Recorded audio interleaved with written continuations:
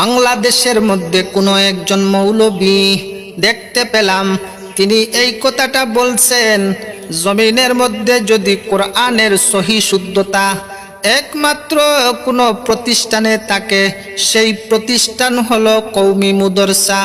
আমার ওই মৌলানা সাহেবকে উদ্দেশ্য করে বলতে চাই, পৃথিবীর আনাচে খানাচে, শুধু বাংলা ভারত নয়, এশিয়া মহাদেশের মধ্যে কত জায়গায় এই কোরআনের সঠিক প্রশিক্ষণ পরিচালিত করে গিয়েছেন। যেই ব্যক্তির নাম হয়তো আপনার জানা নেই, সেই ব্যক্তির নাম হলো আব্দুল লতিফ সাহেবে ফুলতলি। আব্দুল লতিফ সাহেবে ফুলতলি কোরআনের জন্য যতটা কষ্ট করেছেন, যতটা শ্রম দিয়েছেন, কোরআন সহি শুদ্ধতার জন্য যতটা চেষ্টা প্রচেষ্টা করেছেন, এই জমিনে দ্বিতীয় আর কোনো ব্যক্তি আমার মনে হয় না পৃথিবীর জমিনে জন্ম নেবে। ভালো করে ইতিহাস জানবেন, তারপর কথা বলবেন।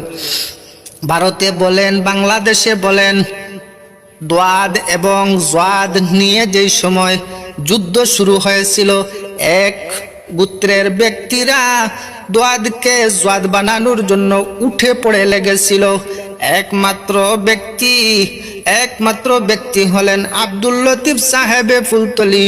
দোয়াদ এবং জোয়াদ নিয়ে যেরকম প্রতিবাদ করেছিলেন, তার প্রতিবাদ সাফল্য হওয়ার কারণে আজকে আমরা শুনতে পাই দোয়াদকে তারা দোয়াদ বলে।